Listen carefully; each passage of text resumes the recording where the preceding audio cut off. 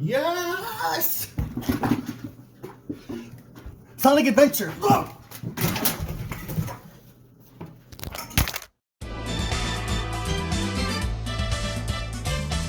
Wait a minute. This is the Switch controller. On Steam. Look at this. I'm on the road to stardom. Metal Sonic is as good as mine. Oh. I have 5 more to go. Well, alright, no big deal. Let's get these out of the way. What are they for? Oh. Alright, if it's anything like Sonic Adventure 2, I have this in the bag. Because Sonic Adventure 2 Chow Raising is literally my childhood. Let's get this over with. Off camera, I've been raising this guy for longer than I'd like to admit, and this is probably as good as he's ever gonna be, so let's jump right in.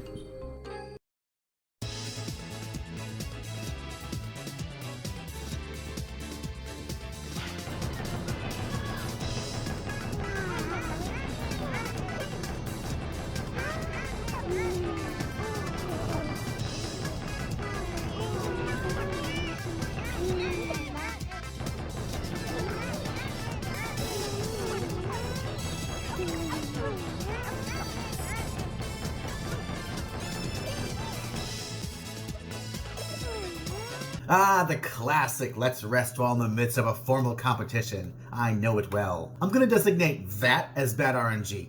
You know, I can't expect the cards to be in my favor all the time, especially with minigames like this. So let's give it another shot. However, just to be safe, let's try a different race.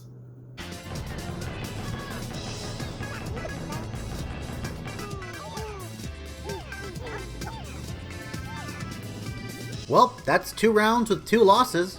I'm not sure if I'm the one doing something wrong or if it's just luck for this. Well, I really want to get this done, so here we go. 3rd time's the charm.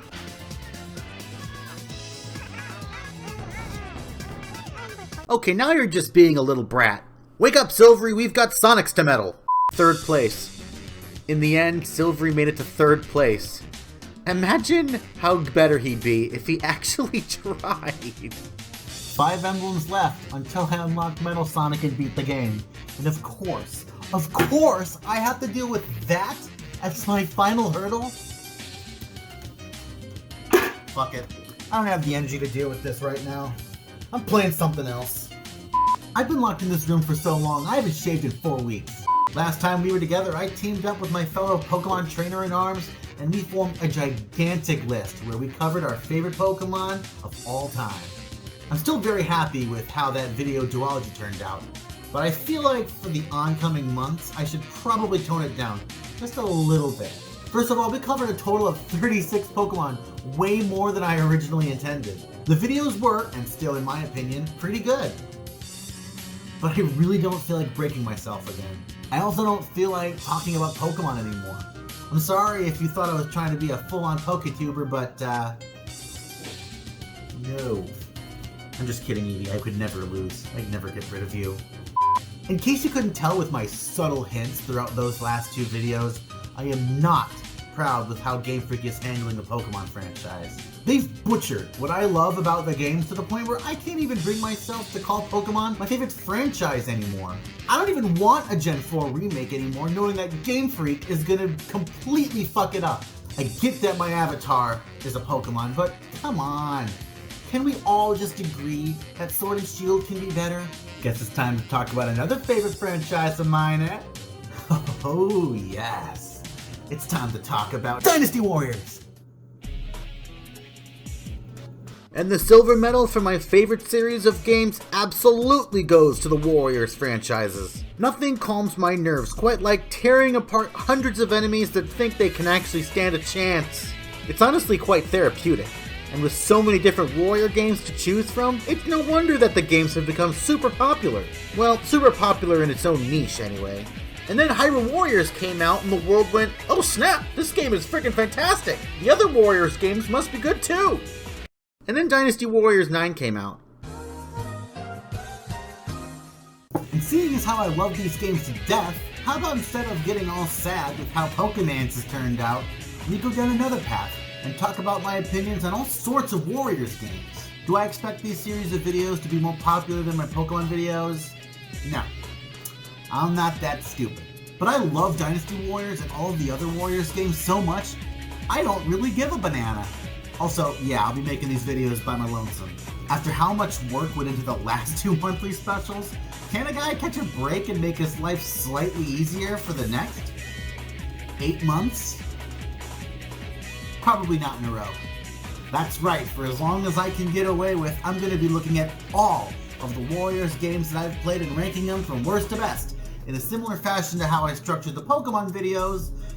Big difference being every video is going to hold a single entry, instead of one giant video that holds, like, I don't know, 8 entries. If I do it this way, I can talk about them to the fullest. Alright, earlier I said worst, but to be honest, I really have enjoyed every single Warriors games I've played so far. With the exception of the lowest game ranked on this list, I do think that if you have any kind of interest in these types of games, then you should really try them out. They're fun as hell, and they all have pros and cons that make them all unique, memorable, and enjoyable in their own way. So far I've played a total of 8 games that have the Warrior-style gameplay, but that number will be jumping to 10 very soon. As of me writing this video, Hyrule Warriors Age of Calamity came out not too long ago in the States, and from what I've heard, people are loving it. But as for me, I haven't actually picked it up yet. I promised my friends that I'd played Breath of the Wild first, as they've told me that that's the best way to play.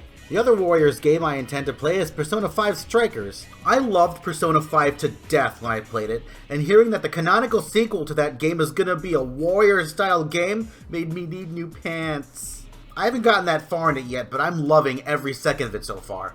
You'll just have to see where I line it up with the other games once it's completed. For now, let's go over what games I have played. Like I said, I'll be going over 8, possibly 9 Warriors games and ranking them from weakest to the best of the best. For the most part, I'll be covering the ups and downs of each game, how they stack up to the others, as well as what makes each game in particular stand out, because even the weaker games are really good, for the most part. I'll also be giving special bonus awards for each game. Favorite Warrior, the character who I love the most, both gameplay-wise and or lore-wise. Favorite Battle, which is the battle or level that I enjoyed the most from the story. And finally, Favorite Location, the absolute best or coolest place to fight and explore regardless of whether or not it had a specific name during the game. Also, try not to get too let down if your favorite Warriors game didn't make the list. First of all, they're all just my opinions, and I know that everyone has different ones. Also, if it wasn't on my list, it's only because I haven't played it yet. For all I know, that game might just be the best game of all time, and I just haven't had the chance to play it yet. Hey, maybe if I'm lucky, I might actually get a chance to play it in the future, and then maybe retroactively add it to the list. Am I rambling? Of course I am. Let's get the party started. Boxhead, you were in charge of holding the games. Where is it?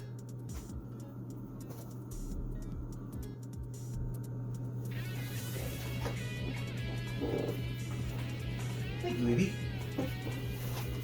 I guess now is as good as a time as ever to talk about this game.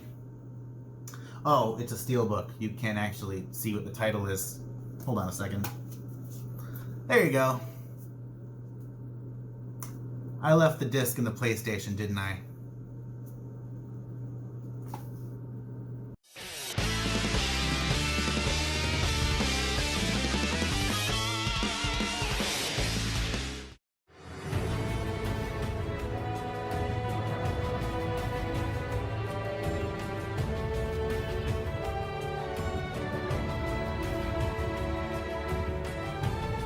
Remember when I said earlier that there's only really one Warriors game on this list that I can't bring myself to suggest to anyone? Surprise, surprise, that game is Dynasty Warriors 9. I originally had this game a single slot higher on this list, until I played all these games again in a marathon. And yep, 9's definitely the worst. Not even a fucking contest. Look, I'm gonna go on a tangent and... wait, this video is already past 8 minutes long? Wow. I guess I'll save it for another time. This video series isn't going to be a review, more just my thoughts on how the games play and feel, along with my personal enjoyment of it. But, spoiler alert, with Dynasty Warriors 9, there ain't much to enjoy. This fire will need a better taste. I can't say the same in regards to all the other games, specifically in the Dynasty Warriors series, but at least for the Warriors games that I've played, Dynasty Warriors 9 is definitely the most drastic in game difference. For the most part, most of the Warriors games play in a stage-by-stage format. You enter a large battle, win that battle, and move on to the next one. And believe me, I'm oversimplifying that concept. The point I'm trying to make here is that most Dynasty Warriors games play in a similar way, and Dynasty Warriors 9 is the complete outlier. In every single way. Just as an example, once you pick a character, you play through an entire storyline from beginning to end, with the only real cuts being between chapters, usually indicated by a time skip.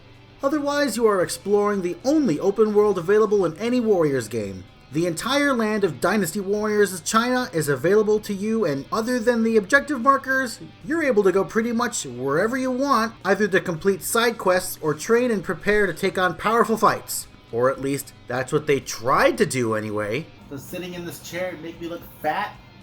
Roaming freely around the world of Dynasty Warriors is an amazing concept with a ton of potential. And combining that with the hack and slash masterpiece that the series is known for, the writing was on the wall for a masterpiece.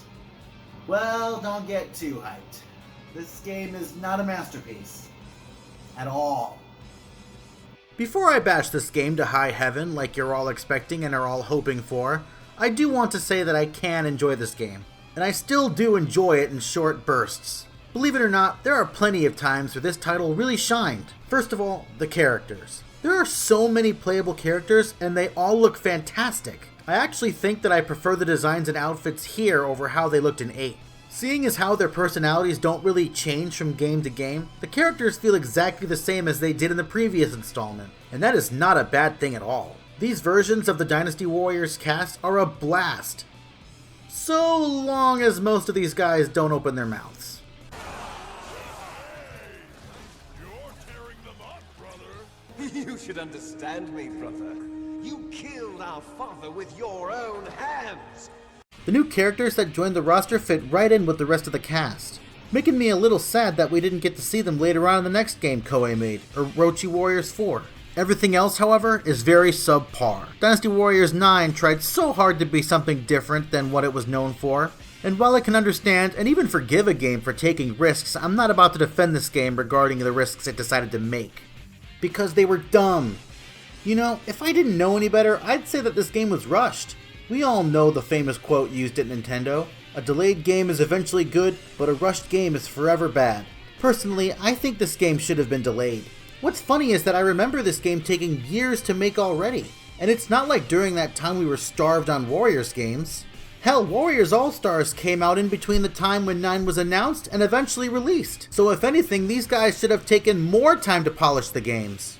There are a few bugs. Most of them are benign and don't break the game, but my god are they obnoxious and or funny. Mostly funny. But what really irks me personally were certain choices in this game that they specifically chose to take, and believe me, I'm not ending this video until I say something about them. The most glaring issue is that this game completely throws out the tried and true formula on how to handle these games. I'm not talking about the 1 versus 1000 mythos that I truly love about this game, but rather the fighting itself. The combo system that gave each warrior or weapon its own style and strategy have been removed, and because of the system they went with, every single warrior feels the same. This is the 9th game in the series, and I feel like Dynasty Warriors 9 is a degradation from quite a few of its predecessors. But why? Why does the game feel like this? Well, I can answer that pretty easily. In most Warriors games, there's always a feeling of a rush whenever you enter the battlefield. Even if there aren't any opponents around you in a particular moment, there's still an entire army going for your head. And that feeling alone is enough to keep your spirits high and keep moving forward, at least it feels that way for me. It's you versus everyone else, and even if you turn your brain off and just annihilate everyone before you, I feel like for the most part you can still feel the tension of battle in the air. That feeling doesn't exist in Dynasty Warriors 9. There's no rush, no pressure. Just go on your merry way and maybe you'll find a cluster of enemies to defeat. Riding on a horse for minutes on end with nothing going on is a very high possibility in this game. And the fact that I just said that is a major problem. Just the fact that I picked this game back up and having the memories rush back is sending dread throughout my entire body. But is the game really that much of a shit pile? No. Like I said before, there are good elements here and there, but they're so tiny and infrequent that they're overshadowed by the bad parts. The problem isn't that this game is a broken, buggy mess, because it's honestly not as bad as it could be. The problem is that Dynasty Warriors 9 can be summed up in one word. Boring. This fire will leave a bitter taste. Just a quick bit here before moving on. In the meantime, I'll give you some story footage. Nearly every review of a video game I've watched will usually talk about the story of the game first, before talking about how the game works and controls. Now, in most cases, this is fine because a lot of people would agree that the game would go nowhere without a good story. However, if there's anything I've learned through my experience of playing lots of different genres of games, including Warriors games, it's that a game with an amazing story can be rendered completely moot if the person playing the game isn't content with the controls and gameplay.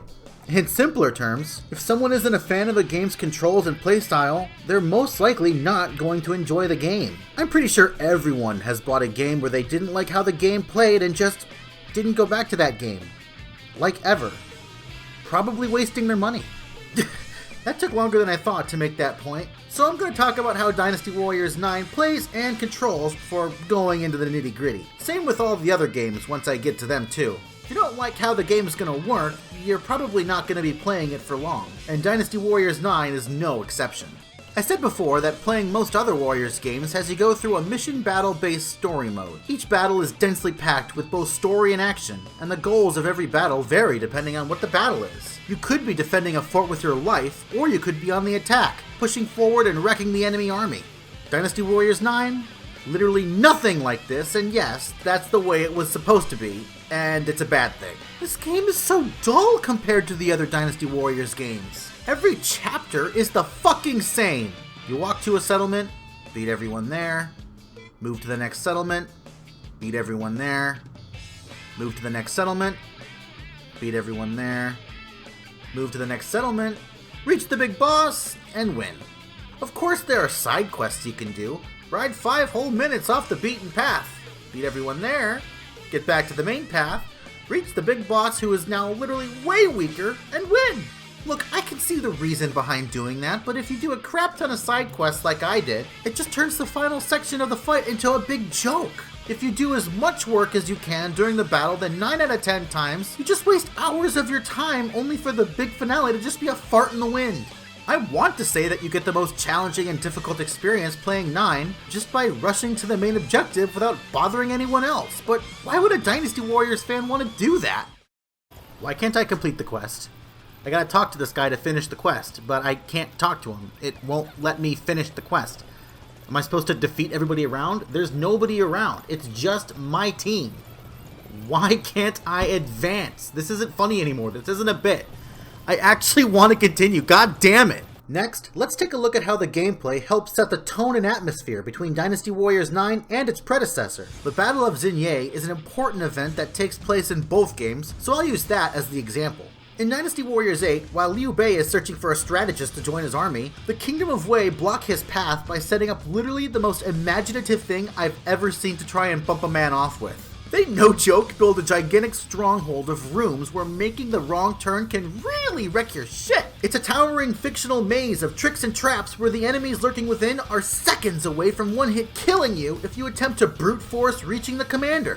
The 8 Gates formation here is top-notch and a perfect example of giving an atmosphere of pressure and tension. Because even if you're not in the heat of battle at that moment, you know that you have to make it through this labyrinth of sorts because there's literally no other choice. You need to blast through Cao Ren or else you're in a stalemate and theoretically can't advance. So what's the 8 Gates formations like in Dynasty Warriors 9? Literally a mound of fences and lookouts, with a few trebuchets thrown in to defeat Liu Bei and his army. It's not even close to where Liu Bei starts in that chapter, and to clear this part you actually have to go over there and walk into it. Wow, that's really unfulfilling. Keep in mind, I only completed one side quest before barging in there, and I only did it because it was on the path leading to where the formation was. If I had done a heap ton of more side quests before showing up here, I can see this formation being even less of a threat. Why do we have to go there and knock out Cao Ren here? What the fuck is stopping us from just going around the formation to where the legendary strategist lives?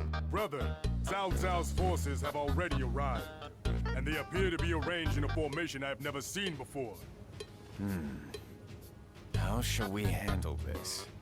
Go around it! I mentioned not too long ago that the controls were slightly retooled. They actually got rid of the combo system. That's a big deal. It gave everyone a feeling of uniqueness and made it so you can master your favorite warrior and create advantages with your special combos to give yourself an edge in battle. So removing that in Dynasty Warriors 9 makes everyone feel the same. Aside from the Musou and regular attacks, we now have 4 skills for every character. A special attack, a stun, a knockdown, and a launch. I probably would have liked this system if it was worked alongside the combo system, but on their own they feel very stale, since all the characters move in similar fashions. There are only really 2 ways that the warriors have that can label them as playing different from each other.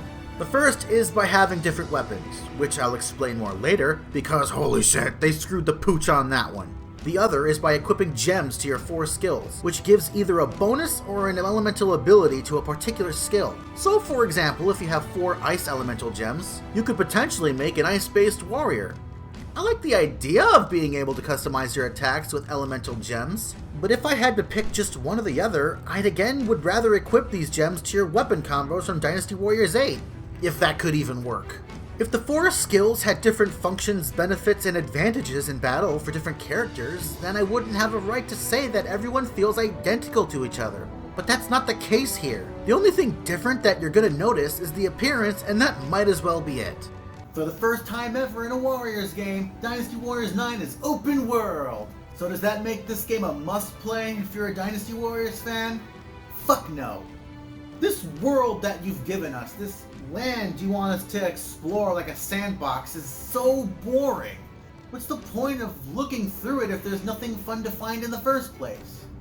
The landmarks in 8 were mesmerizing. Here, it's just fields and towns, and watchtowers, and rivers. Everywhere looks the same. I get bored running around because nothing looks unique.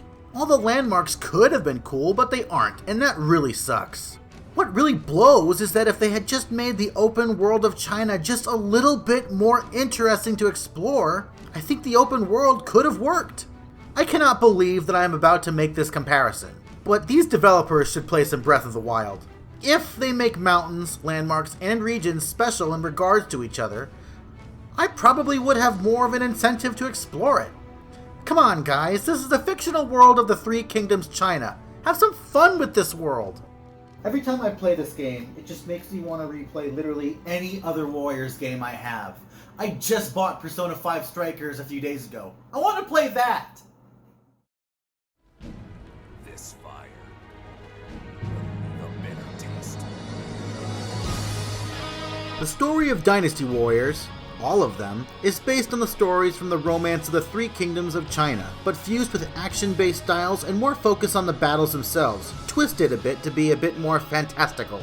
They definitely tweaked this formula in different ways for every game, but in Dynasty Warriors 9, it's pretty straightforward. It's the whole romance from beginning to end, alongside the story of Jin, which tells the story of how China became unified after the 3 kingdoms were beginning to decline. Unlike in 8, which split the story into 5-ish factions, in this game you instead pick one character and play through their entire story within the 3 kingdoms. Some are short, some are long, and they all vary in entertainment. I can't really knock 9 on their story because these characters act pretty much how they did in 8, and that's a good thing. These warriors are fun to be with, and because of that, a lot of parts in the story get a pass from me. Once you complete a warrior story mode, you get a final ending cutscene specifically for that character. Now, the character endings that I did see in-game were fantastic, and I'm honestly glad I saw them. The problem? Not counting DLC, there are 90 playable warriors in this game. And believe me, absolutely nobody is going to replay this boring game 90 fucking times to see every single ending in the game, no matter how short some character stories are. I played this game enough to see 3 endings, and that's more than enough for me. I saw Liu Bei, Shu Shu, and Lu Lingqi story mode endings, and they were all good in my opinion. I am not slogging through another story campaign in Dynasty Warriors 9 unless I have to, and believe me, I don't have to anytime soon. Or hopefully ever. If you really want to see them, just go on YouTube and view them. Save yourself the trouble, and this is coming from a Dynasty Warriors fanboy. Want to experience the story of these characters? Just play 8. Also, the game's voice acting is atrocious. You know, on one hand, I'm glad that the game isn't subbed, but on the other hand, I want to gouge out Jang Fei's voice box with a spoon Buck's head, this is a fork.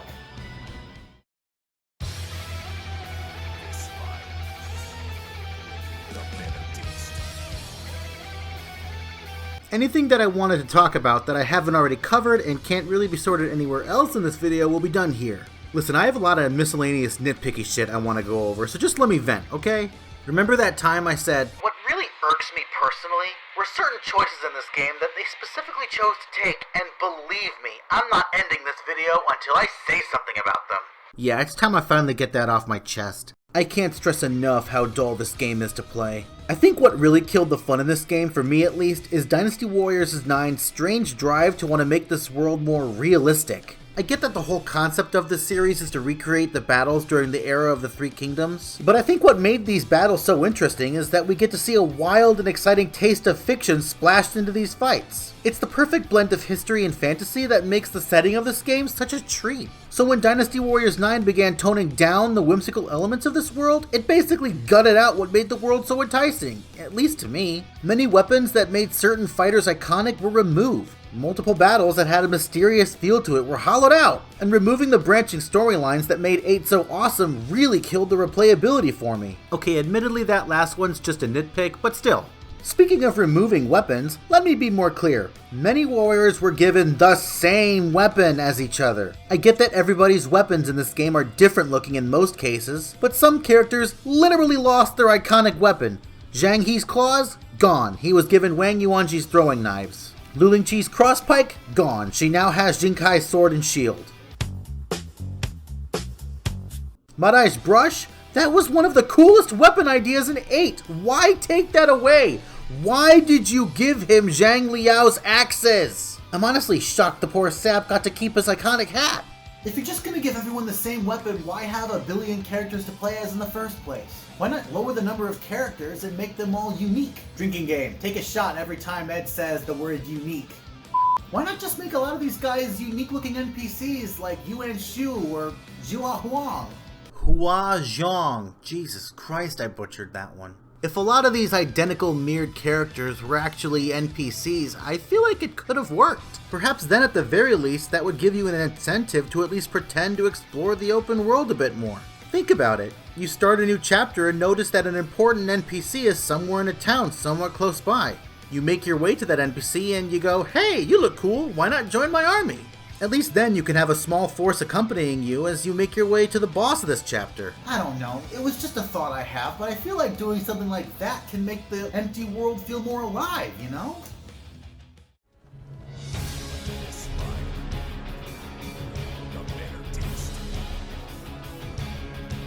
And now for the moment you've been waiting for. When I first went back to this game for the sake of making this video, I was honestly kind of excited for it. It's been a few years. Surely the game must have improved since it first came out, and there's now more stuff to do and the world isn't as empty as it was when it started, right? Right?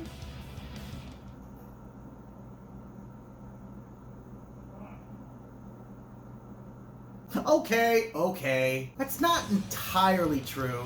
Like I said, I did enjoy a few things in Dynasty Warriors 9. A few small pieces. Seeing these guys again after years of playing 8 was a breath of fresh air. It was like reuniting with an old friend and catching up on what we've been up to. Lu Lingqi got the shaft hard in her debut game, so seeing her more fleshed out this time around was a welcome change.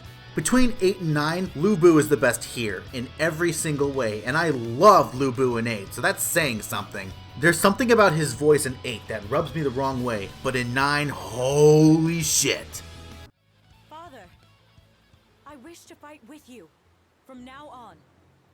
I do not need your help. You will simply slow me down. Fall back. I just remembered I have a few things they need to do back at home. Beat up Garchomps. Bye! Fall back, Lu Bu. Know your place. You are speaking to a nobleman. If you continue to talk out of turn in this manner, I will have no choice but to remove you from my forces.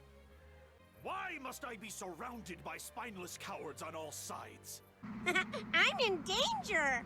I did enjoy the gem system for whatever little that's worth. I transformed Liu Bei into a god of lightning, and Lu Lingqi became a master of darkness with the poison gems I found. Wait, were they poison gems? I don't remember anymore. Another thing I had fun with was the bugs. The harmless ones, anyway. Best example is taking your horse and going to all sorts of stupid places where you have no business taking your steed. Seeing my poor horse Snowball get bullied by the game's code was honestly the most short-term fun I had in a while. And my roommates who were watching me when I pulled them just broke down in laughter. Leave Snowball alone, you dickheads. She's special. Believe it or not, I think what I liked most about this game is the multiplayer. No joke. I definitely had the most fun with Carl when we did online multiplayer together. Also check out his channel. That being said, I don't have any footage of that because I couldn't be fucked to get someone to join me in this game.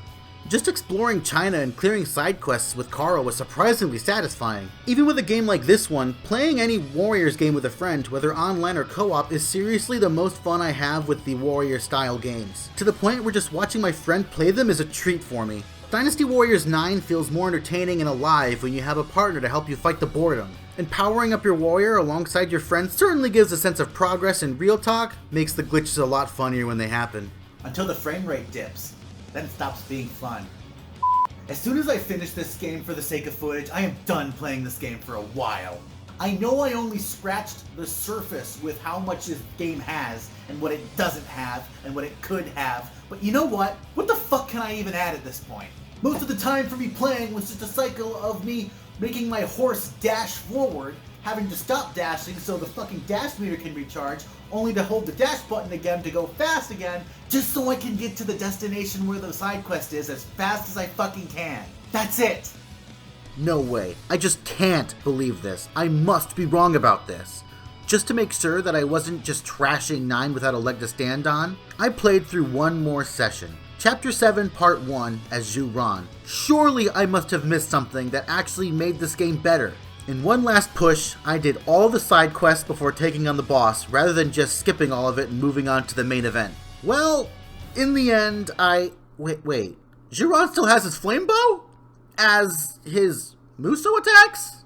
Hang on, what? He uses it for his special attacks too! Why not just let him use that all the time and let it function like a normal weapon, instead of giving us a stupid staff? Wait a minute, does that mean there are other characters who use their more fun weapons and just hide it behind a boring weapon like Zhu Ran? Now that I think about it, Lin Chi throws her shield around like a boomerang.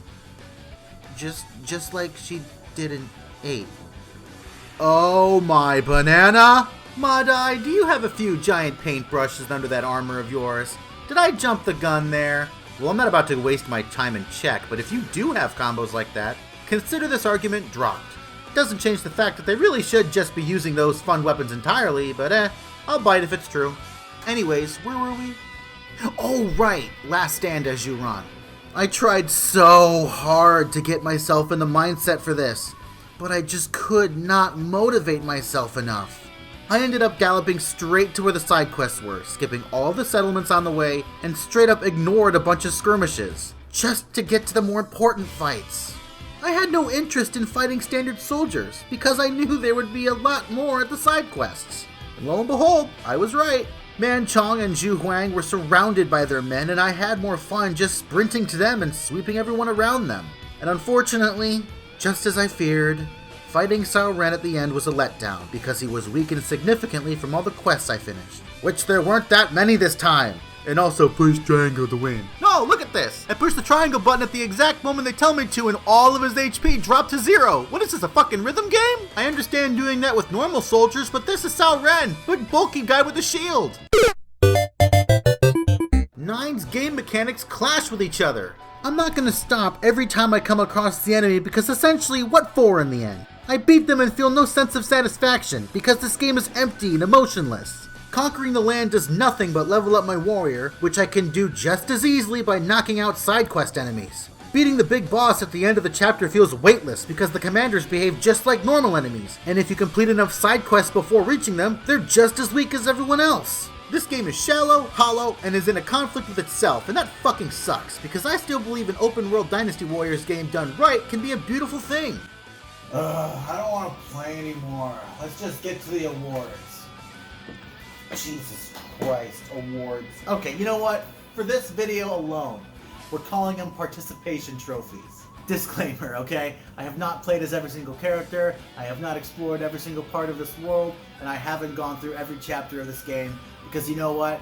Frankly, I have better things to do than waste my time on a game that pales in comparison to other games that Koei Tecmo has made. And they have made games that I consider to be the cream of the crop, so don't you dare accuse me of shitting on them or Omega Force. Thank you.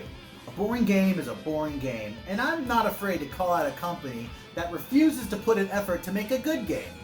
Especially when they make claims saying that the next one is going to be better than every other one in the franchise, and then having the balls to raise the price $20.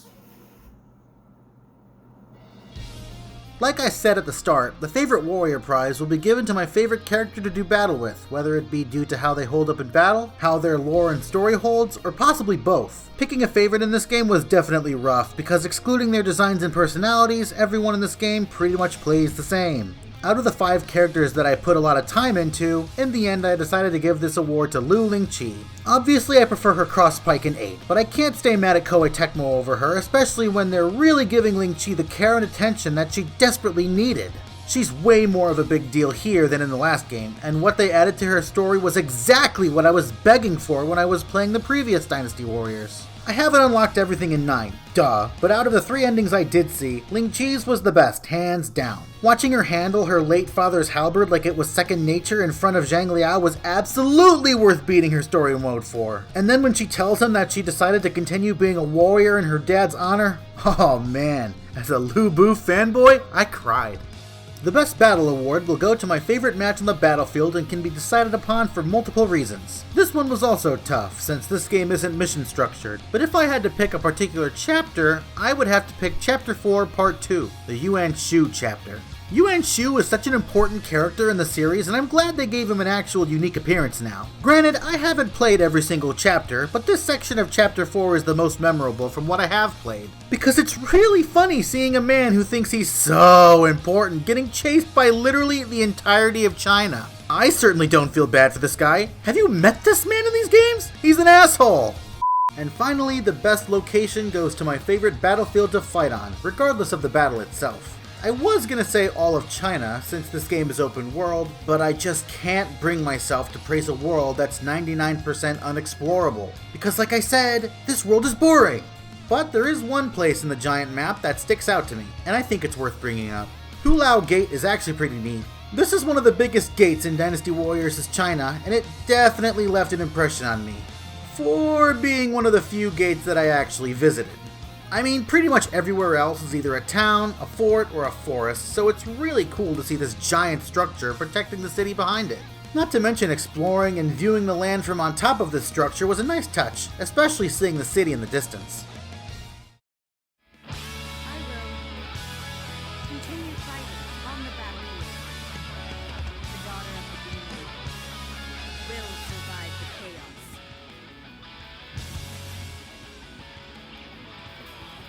If you've gotten this far in the video, then you must have realized by now that I've actually contradicted myself at several points.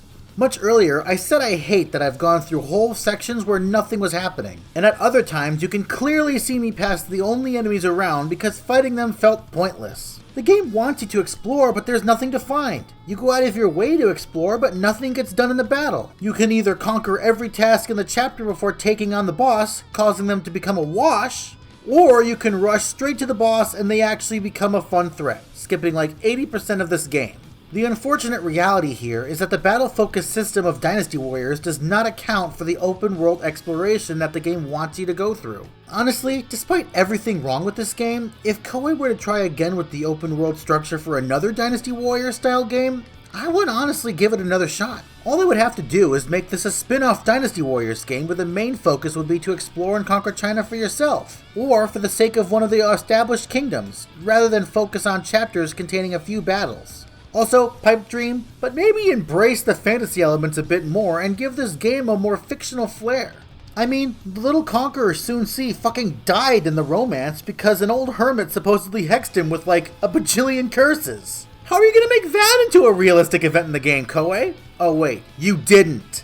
Now, keep in mind that I am in the complete minority with that opinion. I'm probably one of the only people on this planet who feels this way, and anyone who hated the open world of 9 had a lot of reasons to be mad. Perhaps for the next Dynasty Warriors game, scrapping the open world is for the best, and despite me saying that the possibility to make it work is there, you won't see me shed a tear if it doesn't come back. In recent news, I heard from the grapevine that production is currently in the works for Dynasty Warriors 9 Empires. If you don't know what that is, the Empires franchise is a spin-off for a few of the Warriors games, where the focus is more on conquest and the player's personal adventure rather than the stories focused in the base games. So basically what I just described to be the perfect formula for Dynasty Warriors to fuse with this open world and make it fun.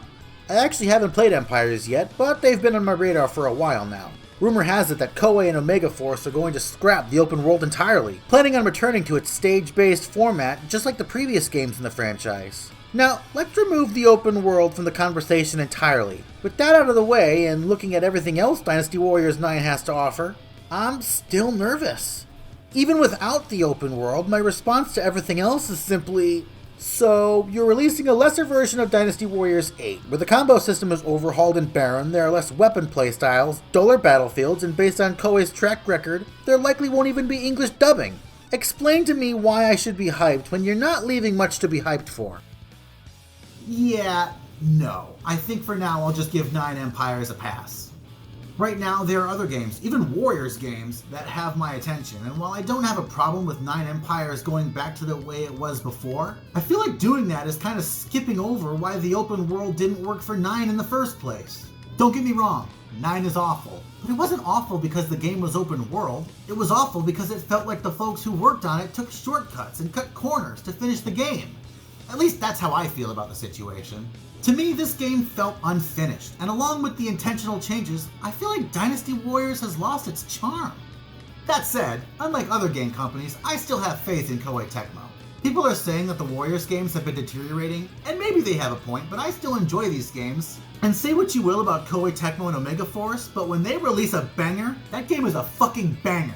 And I plan to cover those bangers soon enough. But for now, I have reached my limit on Dynasty Warriors 9, and if fate allows me, hopefully I'll have another Warriors game video out by the end of next month. I know that I missed the deadline for this month, but you know what? At least it's out, right? Dynasty Warriors 9 is definitely the weakest Warriors game in my collection, and as of right now, it's number 8 out of the 8 games I've played at this point. So for now, that's how I'll write it. With Persona 5 Strikers and Age of Calamity being games that I haven't beaten/played yet, I'm not really sure how I should structure this list and if I should even include them at all on this ranked list or not. These series of videos are definitely more casual than other ranked series on YouTube, but for now, I'm going to go on a monthly basis, and if I feel like I should change the list, I probably will. This game and this video though, no pressure there. If Age of Calamity or Persona 5 Strikers turn out worse than Dynasty Warriors 9, I'll eat one of my eyeballs. Alright, how long is this video? Oh! Alright guys, until next time, peace.